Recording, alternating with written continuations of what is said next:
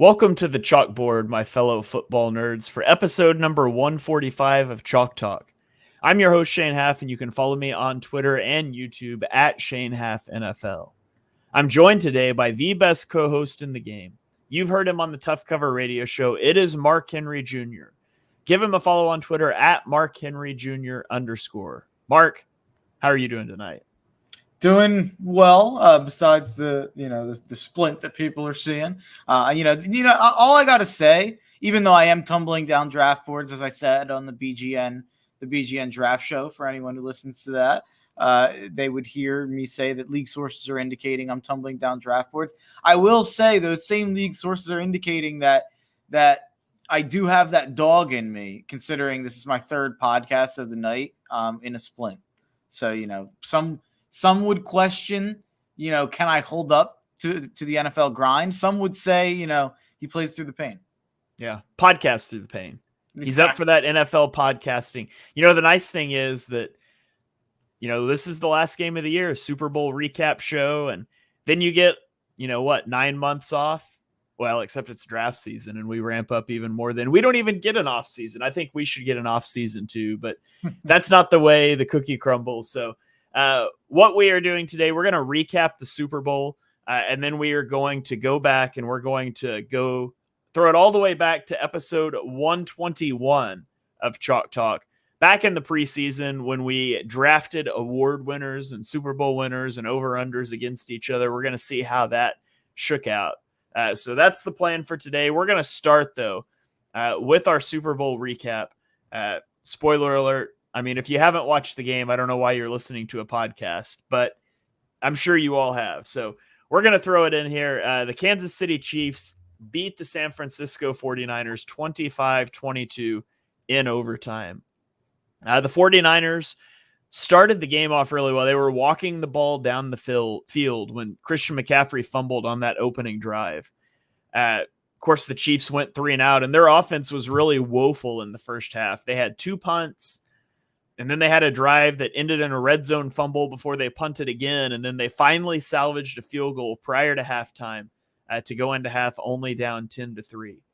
San Francisco scored on a neat little trick double pass play where Brock Purdy threw it to Juwan Jennings, who threw the touchdown pass to Christian McCaffrey. That was a really nifty little design. I saw somebody dug up that they ran that play like 4 years ago as well. So that's a nice little throwback. But I think the turning point of this game was the muffed punt by San Francisco. That kind of gets the Chiefs going. The Chiefs scored their only touchdown of the game after that muffed punt. They took their first lead of the game after that, 13-10. The thing that shocked me the most in this game, Mark, I don't know. Do you know what I'm talking about when I say something just truly shocked me in this game? I feel like we've podcasted together enough. You might know what I'm referring to. When Kyle Shanahan went for it on 4th down? Absolutely. He did the unthinkable, right? And I'd made fun of him earlier in the game for punting, and I called him a coward. He went for it on a 4th and 3, but not just any 4th and 3. It was from the 15-yard line. Down 3. When a field goal would have tied it with 12 minutes in the fourth quarter. I couldn't believe that he made the decision to go for that. I think it was the right call.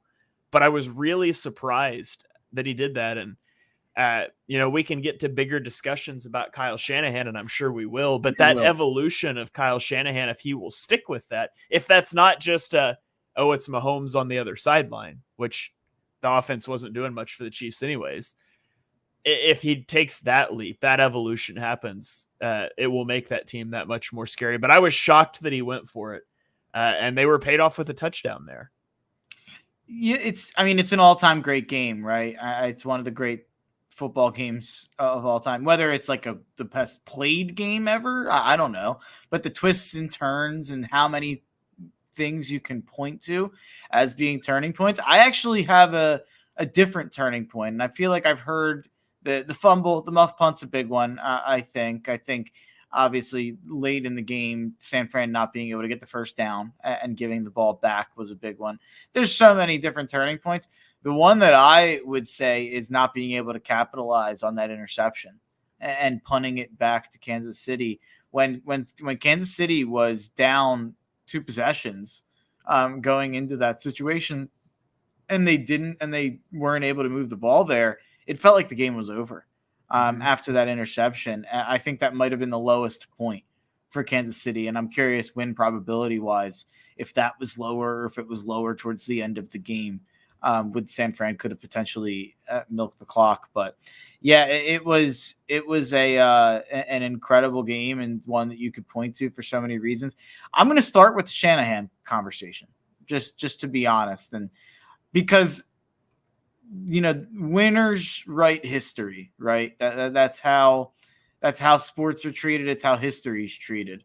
And I know Shane's a big history nerd, so I know he knows that that's true.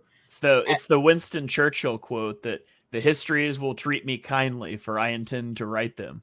Yeah, that's a great quote, and I think that there's been a lot of conversations about Andy Reid, how great Andy Reid is, and a lot of conversations Kyle Shanahan, how he lost them the game and how he's a fraud and how he's a loser and all this stuff. Kyle Shanahan outcoached Andy Reid in this game, in my opinion. I'll say that quite bluntly. I think that fourth down call was really gutsy. I thought that was maybe the best decision anyone made throughout the game. The best singular, like that probably helped their team's win probability more than any other decision a coach made, I think. And I think Andy calling that timeout instead of challenging a play that was probably a first down, another time where there was probably a first down, they didn't challenge it, and then you go for it, or you go for it on 3rd and 1 and don't get it, and you punt the ball back. That timeout also came 3 minutes into the third quarter. There was a lot of times in this game. Also, he ran the ball far too much in the first half. And I know the answer to that would be, well, you had to set the pass up and to do all this stuff. You have Patrick Mahomes. Let the ball loose. I think he was like 6 for 7 for 90 yards at one point, and then I know he was like 10 for 12. They were not throwing the ball enough. I felt like in the first half, I didn't feel like they unleashed the playbook, and they won the game. But I would tell you that I think in the fourth quarter, no one would have said Andy Reid was out coaching Shanahan until they won. But that's how it is, obviously, and that's how the game goes. But I think it's important to note that one team has Patrick Mahomes and one team has Brock Purdy. And I think it's also important to note that for everyone that's talking about how much Kyle Shanahan's a loser and how much Andy Reid's just a winner, Kyle Shanahan is Andy Reid 20 years ago, just with like 2 more Super Bowl appearances. Yeah, there was a time when Andy Reid looked a lot like Kyle Shanahan, and Eagles fans are well aware.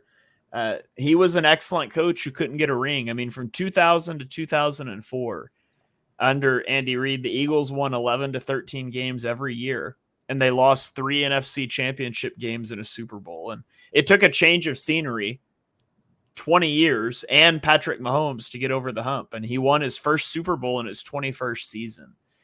Kyle Shanahan's been doing it for what? Is he 6 years as a head Something coach? like 7 years as a head coach? And he tried to go get his Mahomes. It ended terribly, and there's a conversation we could have about that, and there's a conversation we could have about draft generally. There being a lot of luck involved with draft and how that plays out. I obviously don't think the book's closed on Shanahan. I think Shanahan will get a ring at some point. Now, whether it's with San Francisco, I don't know. We can talk about, what the future looks like for San Francisco and some of those things. For my money, though, the best coach on the sideline, the guy that had the best game, was Steve Spagnuolo. Spags called an incredible game. The Chiefs blitzed on 51% of Brock Purdy's dropbacks. It was their 4th highest rate, not in a game this season, in a game under Steve Spagnuolo. They cover 0 blitzed Brock Purdy. I think it was 4 times as much as any other team did this season. They came in with a plan, and it was to throw a massive changeup. They wanted to stack the box, run blitz, cover 0 blitz, and force Purdy to throw quickly. And it worked really well. This was the 3rd worst EPA per drive performance by the 49ers offense this season. Wow. On their first 3 drives, the second half, you mentioned that they didn't do anything with the interception. On their first 3 drives of the second half, they had -2 yards. They had a season low -0.36 EPA per run. And so, Spags did exactly what he set out to do. He stacked the box, he stopped the run, he forced the ball out of Purdy's hands quickly. And it worked so well. And, we talked about this on the BGN draft show. And if listeners at Chalk Talk, those will be airing on the Chalk Talk feed starting next week. This will be the last regular Chalk Talk before we go into draft mode, but you'll get those shows here. But we talked about how important and how underrated defensive tackle is. Brock Purdy averaged 1.9 yards per play when Kansas City got interior pressure. He averaged 9.1 yards per play when they got edge pressure. So, man, getting that interior pressure is so huge. Chris Jones had a good game. Steve Spagnuolo schemed up a great. They generated 9 unblocked pressures on Purdy. Just masterclass from Spags. And we got a comment coming in here from Eagles X's and O's on Twitter. Mark wants to know why Spags didn't get head coach offers. You want to talk about that? Yeah, I think it's because he's a retread, and I think retreads are always harder to get back into the cycle. I think it's hard also for defensive coordinators to get into the cycle, but I'd say that, and then a lot got hired this time around. So this was a little bit of an outlier year in terms of 5 of the 7 coaches going to DCs. So there was a lot of DC candidates. I think he kind of went under the radar because of that, and because he's a little bit older. It's just not a sexy hire to hire the guy who failed as a head coach. He's a little bit older. He's a defensive coordinator. There's just kind of 3 things that are weighing against him a little bit. Yeah, I agree with all that.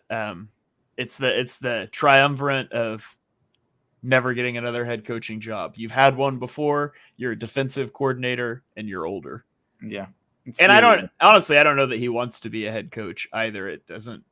Yeah, I mean, it's a pretty great situation for him. He just gets to worry about defense, and he gets credit all the time come Super Bowl time, and he knows he's going to get there, and he gets to trust the other side of the ball because he's got Mahomes on the other side of the ball, and it allows him to take some chances at times. And I mean, that's part of, by the way, this Kansas City model that has worked out so well. It's having a defensive coordinator that's locked in there for continuity. You don't have to change your scheme every single year. In fact, you can build upon it because those guys have stayed in the scheme now.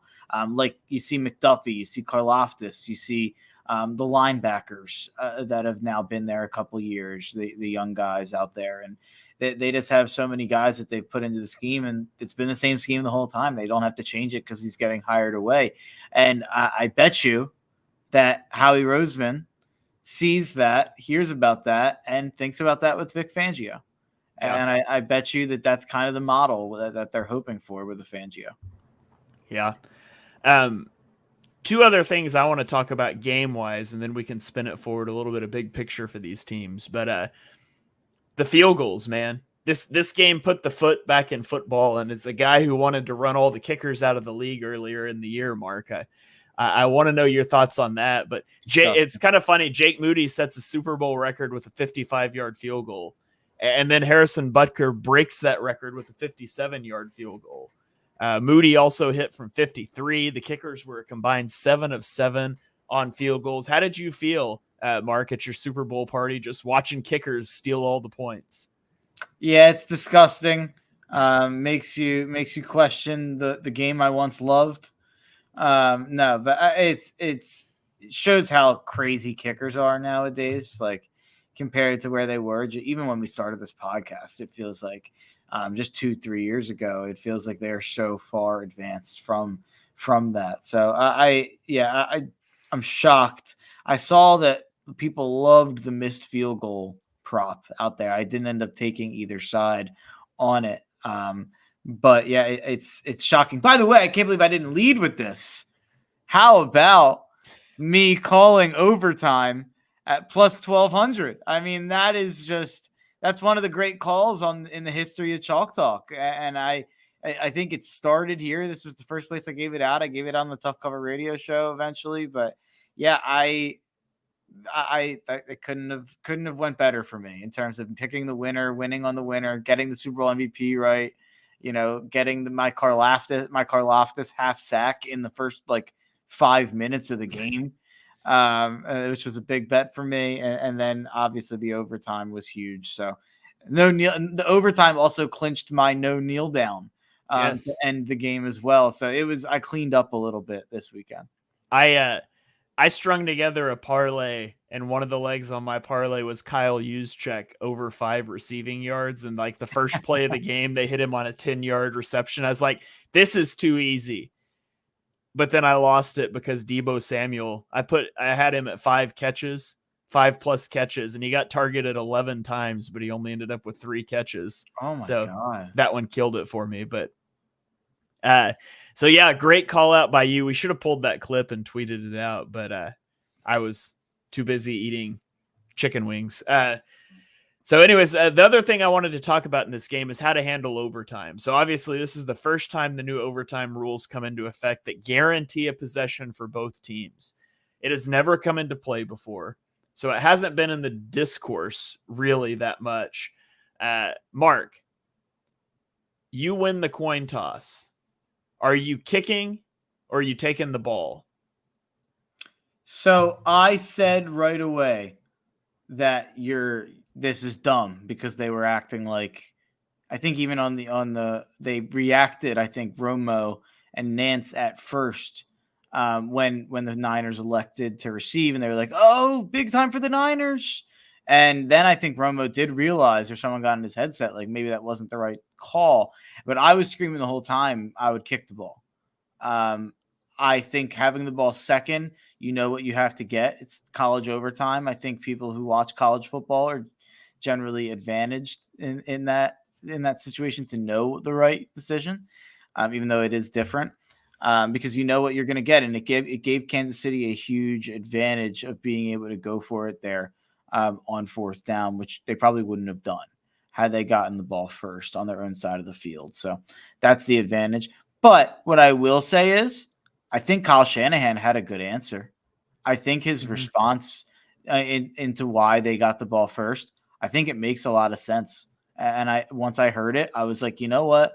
I hadn't even really thought of it that way, because in my opinion, the team probably would have went for 2 if they scored second. And Kansas City said that they would have, or people on Kansas City said that they would have. But having said that, I will say I think Shanahan's reasoning makes sense. And I think a lot of the people that are out there giving him crap and, talking about how unprepared he was, I think that's unfair. I think it's a coin toss decision. I think there's logic on both sides, but I think kicking is the correct call. Yeah, I agree. The receiver's advantage is getting the ball first if it goes to sudden death, which is what Shanahan wanted. The kicker's advantage is knowing exactly what you need to score, and you can take away the receiver's advantage by going for 2, right? So if you take ball first, so you can get the ball first in sudden death, I, as the kicking team, can refuse to allow that advantage to ever come into play. And so I think that's the right decision, but you have to be willing to go for 2 in the scenario that both teams score touchdowns, or you have to be willing to, go for it on 4th and 5 instead of kicking a 40-yard field goal. Like you have to make that. Obviously, like 4th and 18, you're going to kick a field goal or something like that. You just have to deal with it. But I think, it's something like 65% of the time the team that gets the ball first in sudden death scores a field goal at least, versus it's like 50-50 to go for 2. So basically, like, you go for 2, you got a 50% chance to lose. But if you kick the extra point, you've got a 65% chance to lose. So I think as long as you're okay with going for 2, and if you're not, like, if you're like, I feel better about my defense stopping a 2-point conversion than my offense getting one, that's probably the best justification for taking ball.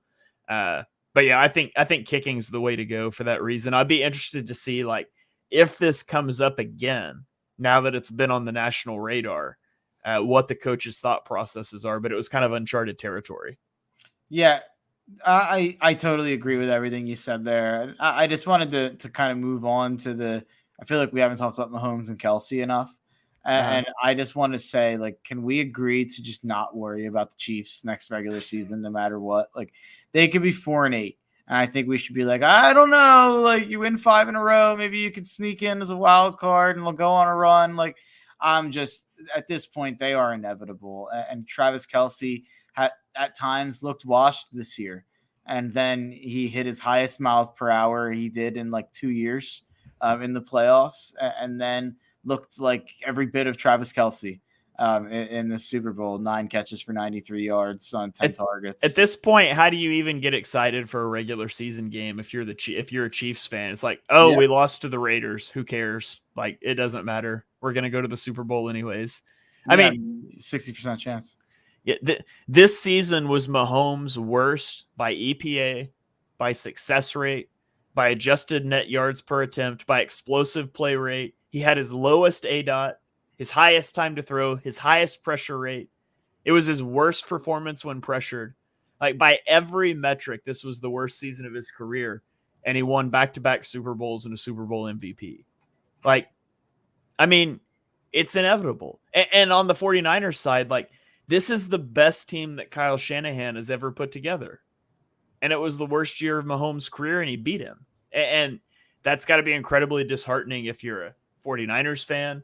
And I mean, let's be honest, it's incredibly disheartening if you're a Bills fan, or, you know, these teams just continue to break over, you know, Patrick Mahomes and the Chiefs. And we thought, you know, I never thought we'd go straight from a Patriots dynasty to a Chiefs dynasty, but I mean, we fully arrived at this point, and the Chiefs should be better next year.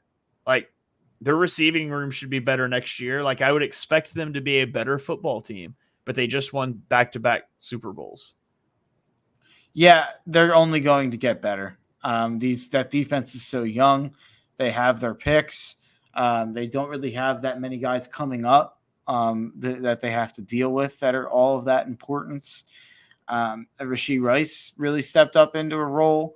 I think that they'll probably either go draft a receiver in the first or second round or sign a receiver to like decent money.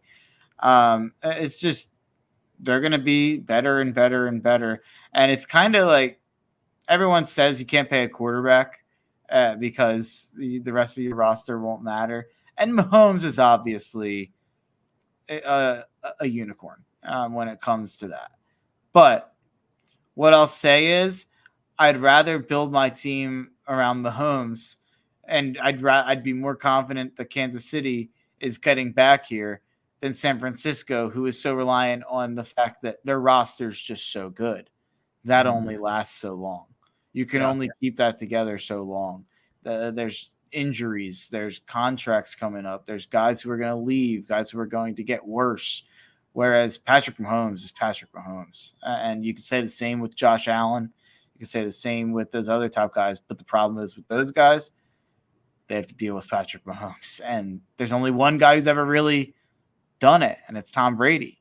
And he's not around anymore. Well, I guess Burrow did it once. Burrow got it done once, but Mahomes answered it and got him back for it the next year.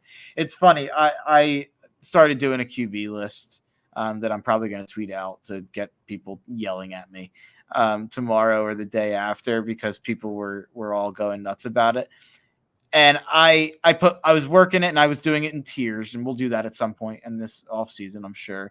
But number 2, 3, 4 in no order, I had Allen, Lamar, Burrow, and I'm naming the tiers. And it's just, you're not a wrestling fan, but Roman Reigns is the champion right now. And he has this thing that he says about the other top guys in WWE where he goes, oh, they're my favorite number 2s because he's the number 1 guy. And with this, it's just Mahomes' favorite number 2s. And it's Burrow, it's Lamar, and it's Allen, and it's a shame. But is Jordan Love top 10? He's right there. He's 9, 10, 11 is where I had him. I actually really, really struggled. And I'll throw this out there to Shane. This is a non-Super Bowl question, but how would you rank Love, Herbert, and Lawrence? Oh man. I would probably. I don't think there's a wrong answer. Yeah, I'd probably go Herbert, Lawrence, Love. Yeah, I'm scared of small sample size with Love because Love was an elite quarterback down the stretch last year in terms of any metric you want to look at. I just need to see it again because he started the year so bad and learning on the job. So he's really tough to rank because it was like a tale of 2 half seasons for him. Yeah, I put it as Lawrence, Herbert, Love. So I put Lawrence 9, Herbert 10, Love 11. So he just missed my top 10. So yeah, but if you said he's 7 or 8, I would absolutely look into it. Yeah, we will definitely do a whole QB ranking show. We'll probably do the head coach rankings again, but that'll all be post draft stuff because we'll be really focused on the draft in the lead up to it. So yeah, I'm with you. That's how you want to construct the roster because, I mean, you look at and obviously not everybody can have a Mahomes, but you want the quarterback that you feel good about paying because they make up for it. It's so much harder. It's a harder road to walk to build eliteness around, not a bad quarterback. I think I've said this on Twitter. Brock Purdy's a good quarterback. He's not a great quarterback. There's a middle road with him. And we talked about it a couple weeks ago on here. He's probably like 13, 14, 15, somewhere in there. And you can win a Super Bowl with that guy, and they were maybe a muffed punt away, but it's a tougher road to walk. The margins just get thin when you don't have that guy who's a true difference maker. Yeah. All right. Well, let's throw it back to episode 121 when we took our shot at predicting this season, and we did an awards draft. And we will start with MVP. These are the guys that Mark and I picked for MVP. I had Patrick Mahomes was my first pick. Mark had Jalen Hurts was his first pick. By the way, ultimately, yep, go ahead. I wanted to throw this out there before we moved on from the Mahomes thing, just because his name was still up there. I said this on Twitter. And I see the comment, Mahomes wouldn't be the best QB in the NFL without Reid. I totally disagree. I think Mahomes is Mahomes. I think Andy Reid is the one who's benefiting in that relationship, if anything, for sure. But anyway, Mahomes, I think personally, not only – I said before the 2021 Super Bowl, before he lost to Brady, I should say, that I thought he was the most talented football player I've ever seen. In my opinion, he's the most talented team sports athlete of my lifetime. So that's like above any baseball players. It's above LeBron James. I think what Mahomes has done in his first 6 years as a starter is more impressive than any 6-year stretch I've ever seen from any other athlete in any sport in my lifetime. Yeah. All right. Well, on to MVP. Mark nailed this one with his third pick of the draft when he took Lamar Jackson at plus 1,600. So Mark wins on the MVP. Our second category was Offensive Player of the Year. And unfortunately, Mark's first pick was Justin Jefferson, who got hurt. And my first pick, Christian McCaffrey, brought this one home. So we are tied 1-1.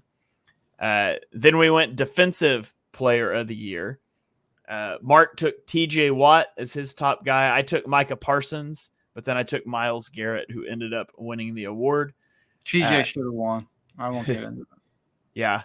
So I am up 2-1 at this point. And then we get to Offensive Rookie of the Year, where Mark's first pick, Bryce Young, didn't look so great. But his second pick, CJ Stroud, lit the league on fire and brought home Offensive Rookie of the Year. So Mark ties it back up 2-2. But then we go to Defensive Rookie of the Year, where I got Will Anderson. Mark got Jalen Carter.